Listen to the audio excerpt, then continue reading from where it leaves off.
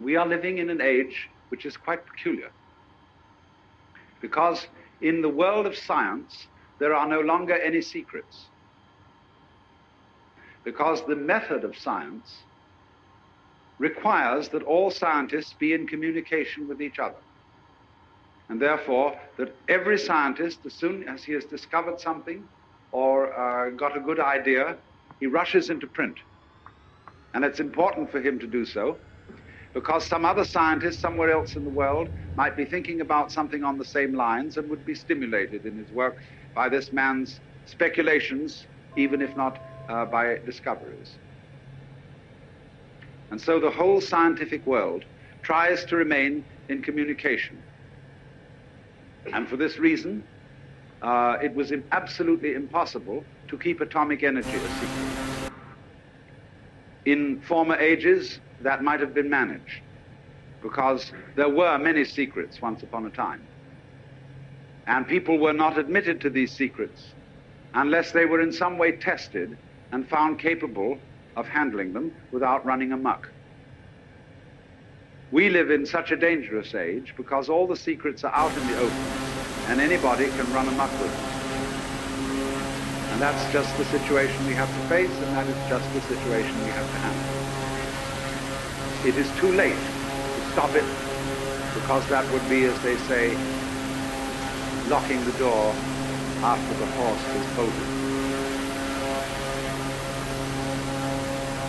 The vice president of an extremely important corporation in the United States, very progressive and very vital, a few months ago said, there are two major forces operating in the world today, for good or for evil.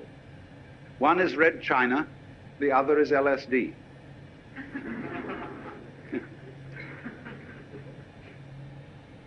And there is a certain reason why such a thing as a certain chemical, which is capable of opening people's minds in a certain way, should be something extremely disturbing. Because this particular chemical, in common with a number of others that have been known for centuries, but have been rather played cool through those centuries, is capable of doing something which simply cannot be tolerated. That is to say, capable of letting properly prepared individuals, or sometimes improperly prepared individuals, in on a secret which is very closely guarded, and which is, as a matter of fact, the deepest and most fundamental of all our social taboos. I have just finished writing a book, which I've had, with a sort of tongue-in-cheek attitude, had the temerity to call The Book. And it is subtitled, The Book, you see, on the taboo against knowing who you are. Because that is really the thing that cannot be let out. Ask yourself this: for what reason would a person be considered hopelessly insane? What sort of claims must a person simply not make? Well, there is one, and that is if anybody claims that he is God. That simply isn't done. Certainly not in our culture, although it's very frequent in India. But in our culture, that is simply not allowed, because we, most of us, from a Christian background, and if not that, from a Jewish background, there's a great deal in common. Because both Christians and Jews are deeply concerned about somebody called Jesus Christ. Both Christians and Jews are, in a way, followers of Jesus Christ, in different ways. He is a problem to both, because he was the man who came out and discovered he was God. And that simply is impermissible. The Jews handled it in one way. The Christians handled it quite as effectively in another way. The Christians handled Jesus perfectly, even more tactfully than the Jews, by putting him on a pedestal and saying, this was the only man who ever was God, and nobody else was really so before, and certainly nobody can be so afterwards. Stop right there. Put him on the altar, bow down to him, worship him, so that everything he had to say will be null and void.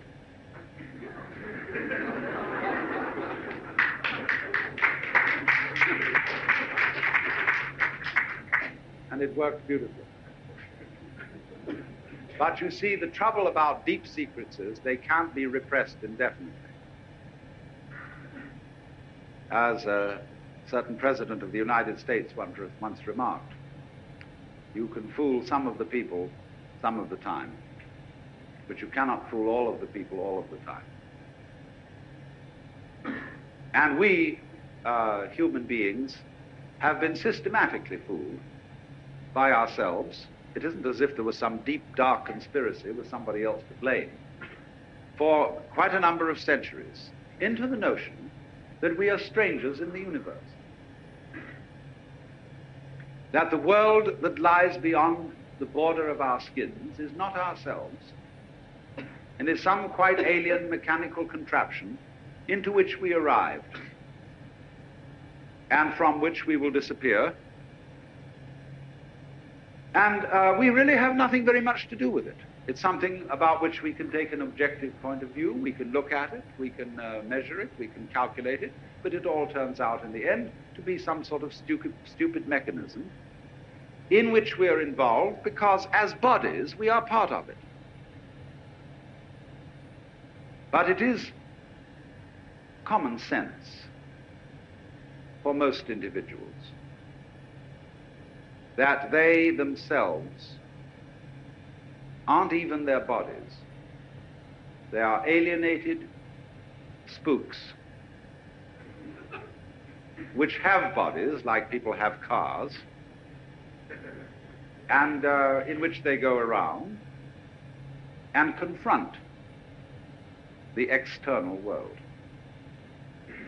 as if it was something in which you were trapped. And children can say to their parents, I didn't ask to be born. Just because of your funny love affairs and all that, I got mixed up in this world and you are responsible.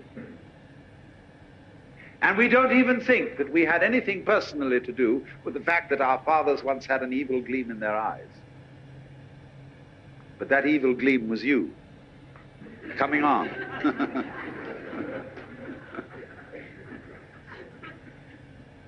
Only you see, by this idea of our own identity that we have, we're able to disclaim responsibility for all kinds of things. And say, no, it was my parents. See, if there's a fellow taken in juvenile delinquency, and he knows a little Freud, he can say, well, I couldn't help it because I was psychoanalytically fouled up when I was a baby. Even before perhaps I was born, my mother had all sorts of complexes. And then if he gets away with that, the people in the press say, for juvenile delinquents, the kids should not be punished, but the parents. And the parents say, hey, wait a minute. We got fouled up by our parents, and we're pretty bad parents, we admit. But our parents before us brought us up in a certain way that we're hopelessly neurotic, and we can't really raise children, but we have to. So everyone can pass the buck all the way down the line. The woman that thou gavest me, she tempted me, and I did eat. And then when God wagged his finger at the serpent didn't say anything. Because the serpent knew the answers. He knew the thing which must not be admitted, that the left hand goes with the right hand, that black goes with white, and that you wouldn't know what white was unless you knew what black was, and that you wouldn't know what is was unless you knew what isn't is, and you wouldn't know what here is unless you knew what there is, and you wouldn't know what you meant by self unless you knew what was meant by other. And that is so simple, but everybody contrives to ignore it. Now here's the problem, you see, that there are certain processes, some of which are what you might call spiritual exercises, others are simply chemicals, others are just horse sense, whereby one comes to see very clearly indeed that black goes with white and self goes with other. And as this becomes clear to you, it's rather shaking. Because, look, if what you define as you is inseparable from everything which you define as not you, just as front is inseparable from back, then you realize that deep down between self and other there is some sort of conspiracy. If these things always occur in combination and look very different from each other and feel quite different, nevertheless, the feeling of difference between them allows each one to exist. And so underneath the opposition or the polarity between self and other, or between any other pair of opposites, there is something in common, as there is, for example, between figure and background. You can't see a figure without a background. You can't have an organism without an environment. Equally, you can't have a background without a figure, or an environment without organisms in it, or without things in it. You can't have space which is unoccupied by any solid. You cannot have solids not occupying some space. This is absolutely elementary, and yet we don't realize it because, for example, the average person thinks that space is nothing. That it's just a sort of not there-ness in which there are things. And we are slightly afraid that not there-ness, that nothingness, that darkness, that the negative poles of all these oppositions will win. That they will eventually swallow up every kind of being and every kind of there-ness. But when you catch on to the game, you realize that that won't happen. Because what is called not existing is quite incapable of being there without the contrast of something called existing. It's like the crest and the trough of a wave. You can't have a wave that is all trough and no crest, just as you can't have a wave which is all crest and no trough. Such a thing has never been manifested in the physical universe. They go together. And that is the secret. There really is no other secret than that. But it is thoroughly repressed. And therefore, we are all educated to feel that we've got to fight for the white because the black might win. We've got to survive. You must survive. That's the great thing we're all working on and pounding it out day after day in anxiety, because this is a description of anxiety. Anxiety is the fear that one of a pair of opposites might cancel the other forever. And if by any chance, by any means, you find out that that is not so, you have an entirely new attitude to what human beings are doing, which may be very creative, but which also may be very dangerous. You see through the game called white must win, because you know that neither black nor white are going to win, because they belong to each other. So one of the problems of the various chemicals which can change the human mind in certain ways so that it becomes apparent that inside and outside go together is that they do rather give the show away And people who take these chemicals and see through the human game cannot be trusted. They may decide to be good sports and go back into the game and play it as if it were for real, or they may not. And if they don't, what's going to happen? Wowee, that's pretty serious.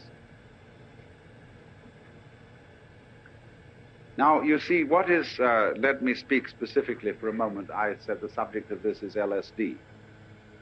LSD is one such chemical that does produce this curious effect of making you aware of the polarity of things. It does lots of other things. It does lots of rather unessential and trivial things. And these, of course, in all the publicity in the various national magazines about LSD, get thoroughly emphasized. In other words, when somebody says something's real psychedelic, they mean bizarre. And when the national magazines try to illustrate the effect of these chemicals with various photographs, they come on with blurred photographs of all sorts of things higgledy-piggledy messed together. Naked girls seen through prisms, and people doing like this. You know? In Life magazine, they had a whole series of photographs of people like this. And you turn over a few pages, and here were the wives of the astronauts in front of the television when their husbands were out there in space. They were going like this too. You couldn't tell any difference if you didn't read the headlines. Well, that's absolutely nothing to do with it. If you wanted some sort of appropriate illustration for a Life magazine article on the effects of LSD, you would have one very simple solution.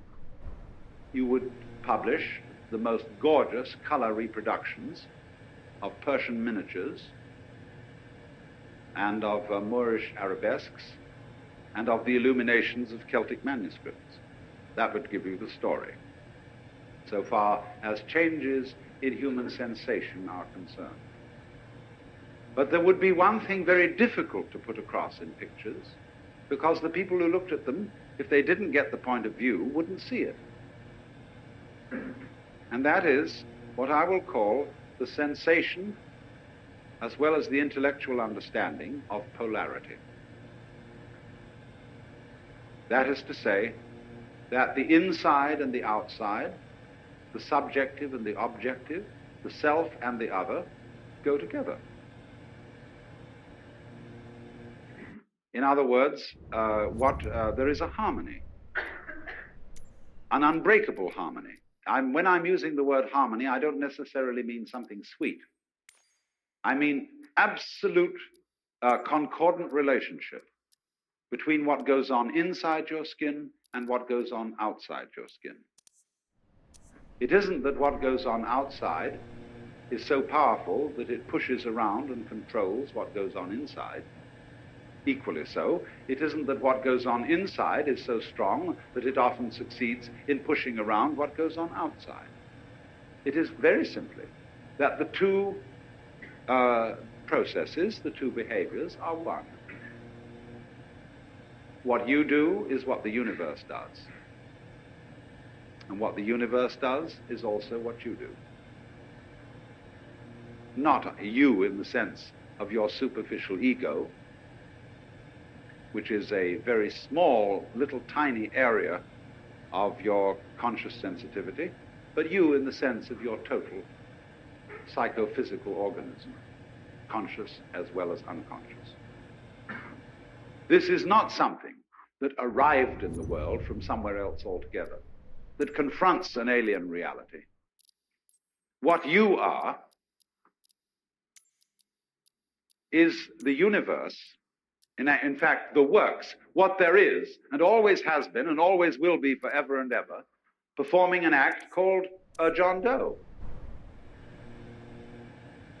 And this is such a subversion of common sense, but is, in fact, matter of fact, something, if you stop to think about it, that is completely obvious. Only everything conspires to prevent you from seeing that obvious thing.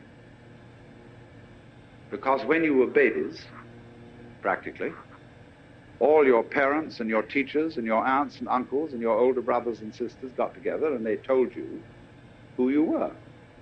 They defined you as Johnny, who's just Johnny. And don't you come on too strong, Johnny, because, no, you've got elders and betters around here. But you're responsible. You're a free agent. You'd better be. And so, when you are told from childhood that you are expected and commanded to behave in a way that will be acceptable only if you do it voluntarily, you remain permanently mixed up. That, if anything, is permanent brain damage.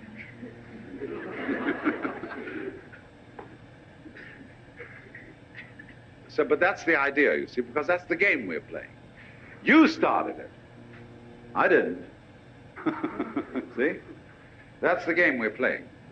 We can make all kinds of complexities out of that, and really, in a way, have enormous fun. But once anybody sees through that, well, we're frightened. Once you get this sense of polarity, of your inside being the same process as your outside, and your ego being one and the same process as the whole universe going on, then we're afraid that people may say, well, good equals bad, and we can do anything we like, and we needn't in any way be further subject to the ordinary rules of human conduct, and we can wear what clothes we like or no clothes at all. We can have what sexual life we like. We can do anything. And we are going to generally, because the world is being rather oppressive towards us, challenge the whole thing and run amok. And a lot of people are doing just exactly that. So I want to introduce into this whole problem some ancient wisdom. I have really two things to talk about. How cultures, which always did know in some way, or among whom a large number of people always did know this secret, handled it. And then I want to make some observations about how we're trying to handle it and how it's not going to work.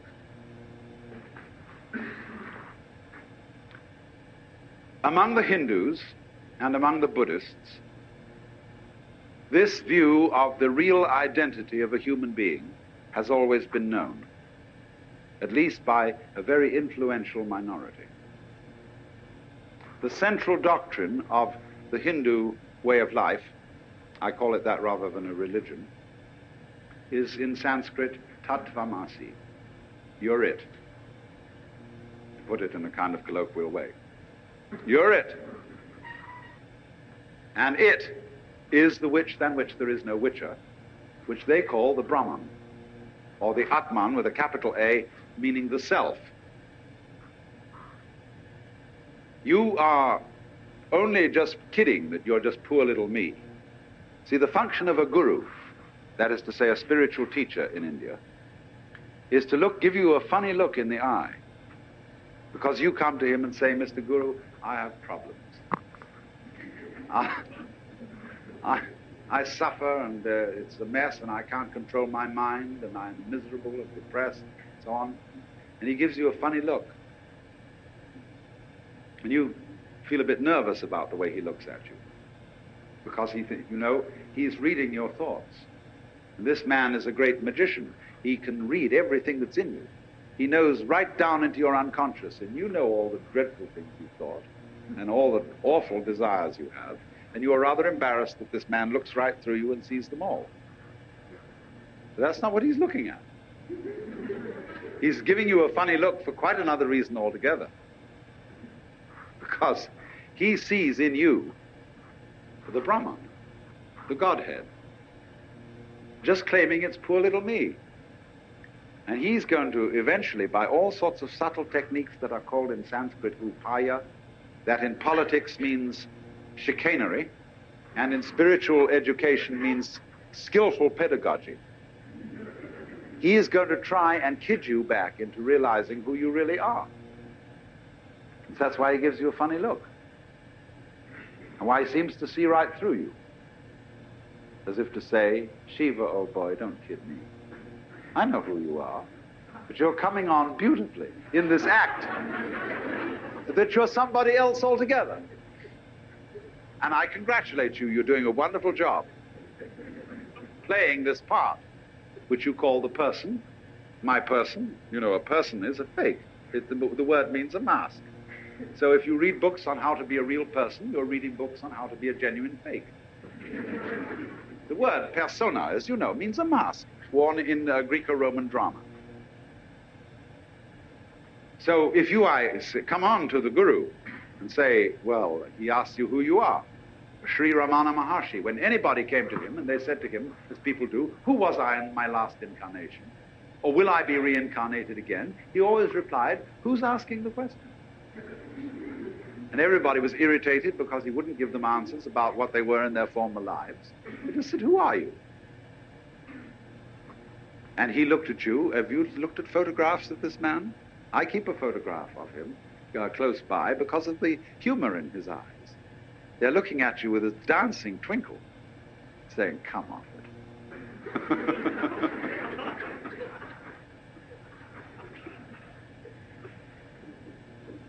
Now then, in these Asiatic traditions, it is well recognized that people who get the knowledge that you're it may very well run amok. And therefore they always couple any method of gaining this, whether it is yoga, whether it is smoking something or drinking something or whatever is the method, they always couple it with a discipline. Now I know the word discipline isn't very popular these days, and I would like to have a new word for it, because most people who teach disciplines don't teach them very well.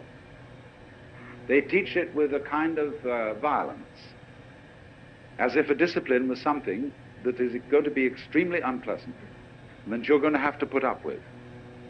But that's not the real secret of discipline. I would prefer to use the word skill.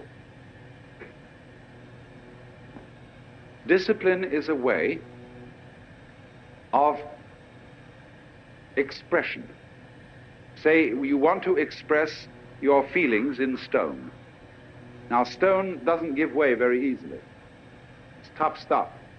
And so you have to learn the skill or the discipline of the sculptor in order to express yourself in stone. And so in every other way, whatever you do, you require a skill.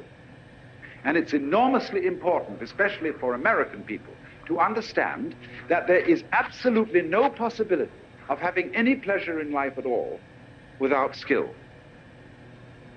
Money doesn't buy pleasure. Ever. Look, if you want to get stoned drunk and go out and get a bottle of bourbon and down it, you can't do that except for people who have practiced the distiller's art. You can't even make love without art. Where I live in Sausalito, we have a harbor full of ever so many pleasure crafts. Motor cruisers, sailing boats, all kinds of things. And they never leave the dock. All that happens with them is their owners have cocktail parties there on Saturday. Because they discovered, having bought these books, that the discipline of sailing is difficult to learn and takes a lot of time. And they didn't have time for it, so they just bought the things as status. So, in other words, you can't have pleasure in life without skill. But it isn't an unpleasant task to learn a skill. If the teacher, in the first place, gets you fascinated with it. There is immense pleasure in learning how to do anything skillfully. To make carpentry things, to cook, to write, to calculate, anything you want. It can be immensely pleasurable to learn the discipline. And it is completely indispensable. Because look, you may be a very inspired musician. I'm not a musical technologist, you see, and I regret it, but I'm a word technologist. But I can hear in my head all kinds of symphonies and all kinds of marvelous compositions, but I don't have the technique to write them down on paper and share them with somebody else. Too bad. Maybe next time around.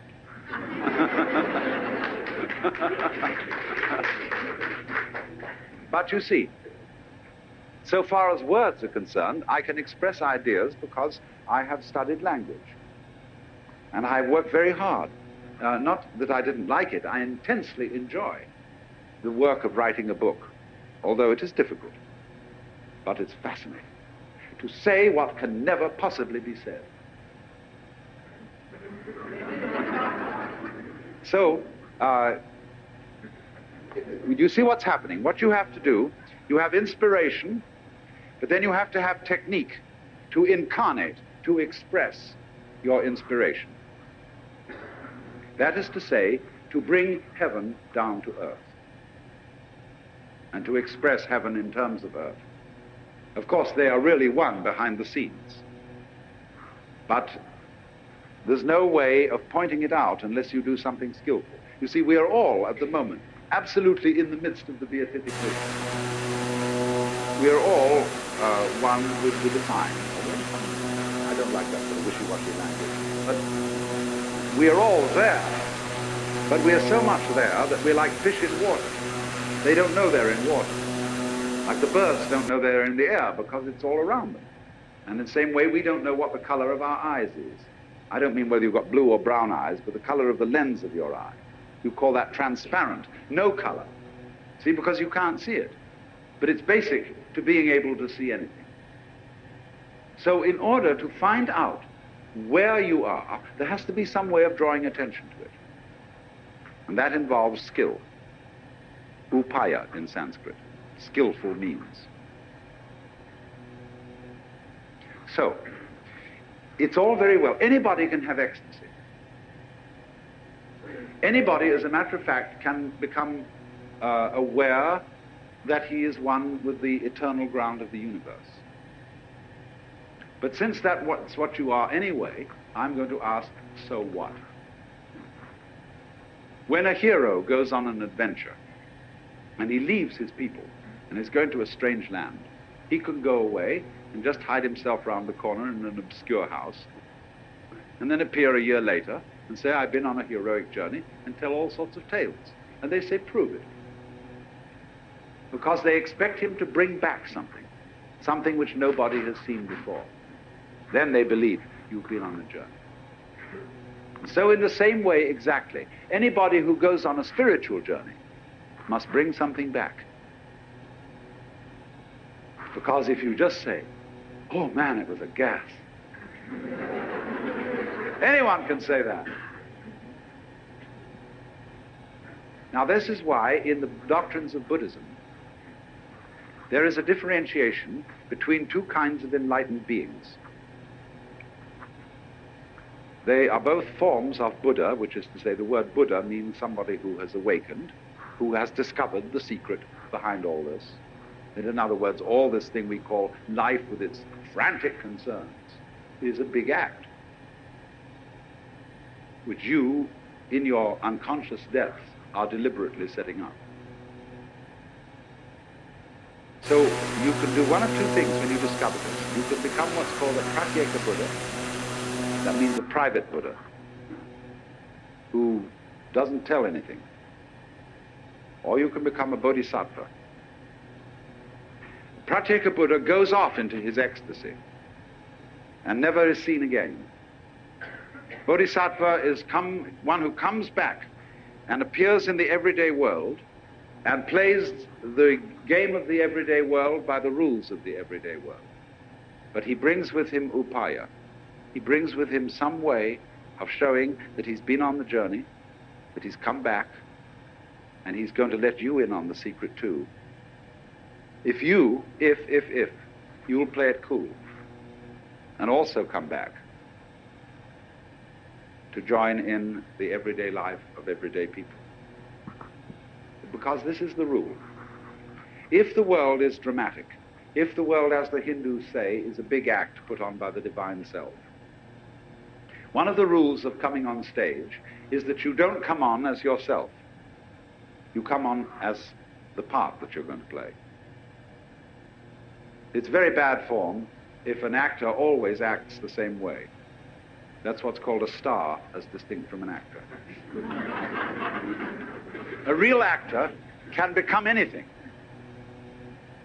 And so, but in private life, well, he's just Mr. Jones. But he doesn't come on the stage that way.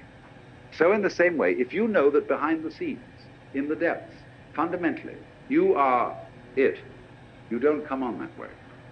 It always comes on as something else. That's the rule of the stage. Because without that, there wouldn't be a play. There would only be reality. No illusion.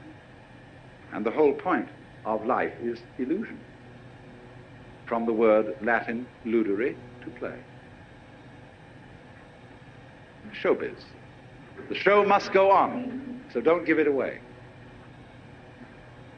But truth has a way of leaking. It gets out. But then the important thing is, you see, when the truth gets out, those who catch hold of it must find a way of staying in contact with what society calls reality.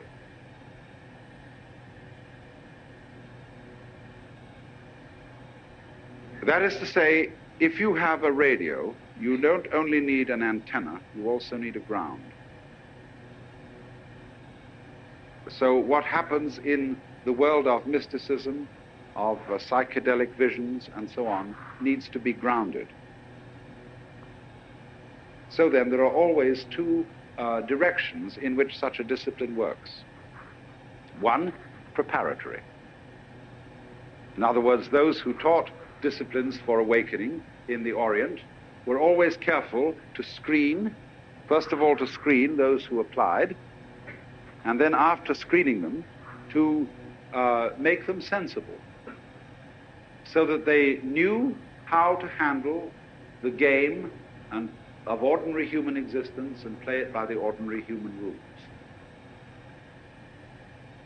In other words, that they had strength of character and were not the sort of people who would be wiped out because they had no strength of character by an overwhelming experience. Then they let them in. But there are certain disciplines, such as Zen, where you get into the essential secret very early on in the discipline. And after that, they are concerned with much more training in showing you how to use it, how to use the power, to use the vision which you have acquired. And so it is with the current, what we will call LSD scene that is raging through the United States. It unfortunately lacks discipline. And I'm not trying to say this in a kind of severe, authoritarian, paternalistic way, but only that it would be so much more fun if it had it.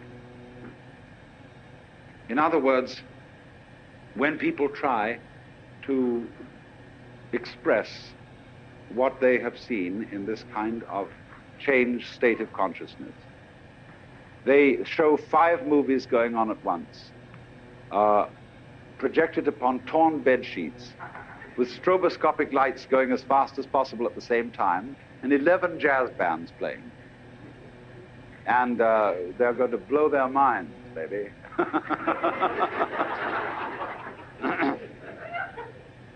And everybody else who hasn't seen this thing look around and say, well, it's a mess. I don't like the looks of it. Let's suppose that while you were very, very high on LSD, you looked into a filthy ashtray and you saw the beatific vision, which is, of course, the case, because wherever you look, if your eyes are open, you will see the face of the divine. Then you come out of your ecstasy with the dirty ashtray and say to everybody, here it is.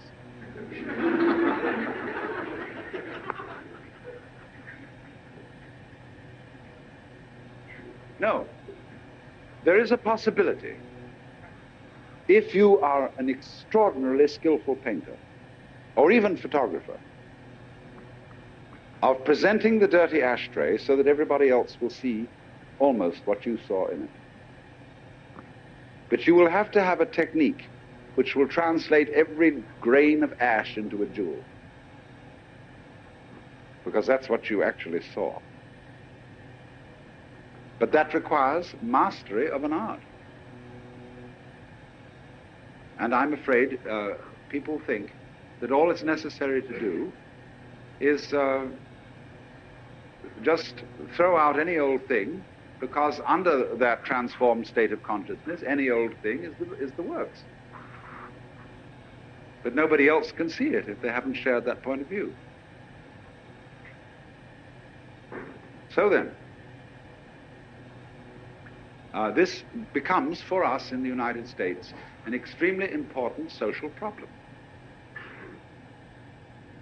The cat is out of the bag. We are living in a scientific world where secrets cannot be kept. And anyone, anytime, can pick up something which will short-circuit all the ancient religious techniques, yoga practice, meditation, etc., etc. This is all very embarrassing, but it will happen, not for everybody, but for a lot of people. And they will see what all those sages and Buddhas and yogis and prophets saw in ancient times, and it will be very clear.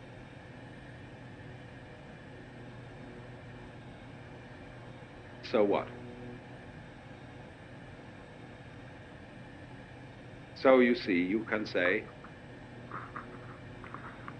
look at all these people who haven't seen it. This is a temptation.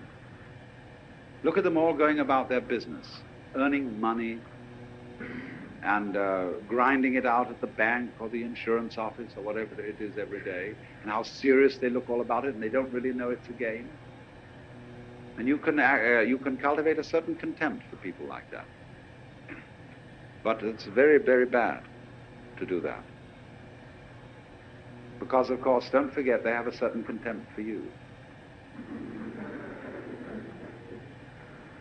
You see, always the nice people in town who live in the best residences, they know that they're nice, because there are some people on the other side of the tracks who are not nice. And so at their cocktail parties, they have a lot to say about the people who are not nice, because that boosts their collective ego. There would be no other way of doing it. You don't know that you're a law-abiding citizen unless there are some people who aren't. And if it's important to you to congratulate yourself on being law-abiding, you therefore have to have some criminal classes, outside the pale, of course, of your immediate associates. On the other hand, the people who are not nice, they have their parties, and they boost their collective ego by saying that they're the people who are really in, whereas these poor squares who deliver the mail faithfully and who carry on what you call responsible jobs, they're just dupes. Or when they earn their money, all they do is buy toy rocket ships with it and go roaring around and so on, and they think that's pleasure. So the people who are not nice boost their collective ego in that way. Neither of them realize that they need the other just as much as a flower needs a bee and a bee needs a flower. So when you see the people who you think are not in on the secret, if you really understand, you have to revise your opinion completely and say that the squares are the people who are really far out, because they don't even know where they started. See, an enlightened Hindu or Buddhist looks at the ignorant people of this world and says, my respects. Because here I see the divine essence, having altogether forgotten what it is, and playing the most far-out game of being completely lost. Congratulations. How far out can you get?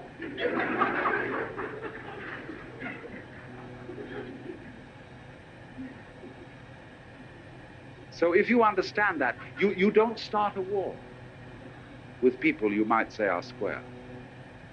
Don't challenge them. Don't bug them. Don't frighten them. The reason is not because they are immature, because they are babies, and you mustn't scare babies. It's nothing to do with that. You mustn't frighten them because they are doing a very far-out act. They're walking on a tightrope, miles up. And they've got to do that balancing act, and if you shout, they may lose their nerve. See, that's what we call the responsible people of the world are doing. It is an act, it's a game, just like the tightrope walker. But it's a risky one, and you can get ulcers from it, and all sorts of troubles.